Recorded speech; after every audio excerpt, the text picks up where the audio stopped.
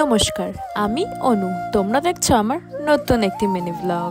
আজকে আমরা সবাই মিলে চলে যাচ্ছিলাম ঘুরতে মা ভ্রামরী দেবীর মন্দিরে। এই মন্দির নিয়ে অনেক গল্প আছে। আজ থেকে প্রায় 40 বছর আগে এক লাল কাপড় পরা মহারাজ এসেছিলেন এই মন্দিরে। তার মাথা থেকে পা পর্যন্ত ছিল বিশাল জটা। তিনি দীর্ঘদিন মন্দিরে পূজা এবং যজ্ঞ করেন। তিনি 3টি মোটা গাছের গুড়ির নিচে মায়ের পাথররূপী বাম্পার সন্ধান পান।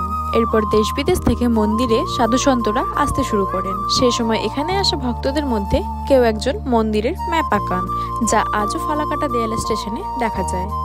শুনেছিলাম এই জোড়া গাছের নিচে মন থেকে কিছু চেয়ে সুতো বাঁধলে সেটা নাকি সত্যি হয়। তাই আমিও সেখানে সুতো বেঁধে নিলাম। এই জোড়া বট গাছের পাশেই রয়েছে নতুন এই মায়ের অন্নপূর্ণা মন্দিরটি। এরপর পুজো কমপ্লিট করে আমরা চলে আসি কিছু খেতে। খাওয়া দাওয়া শেষ করে আমরা সেখান থেকে বেরিয়ে যাই।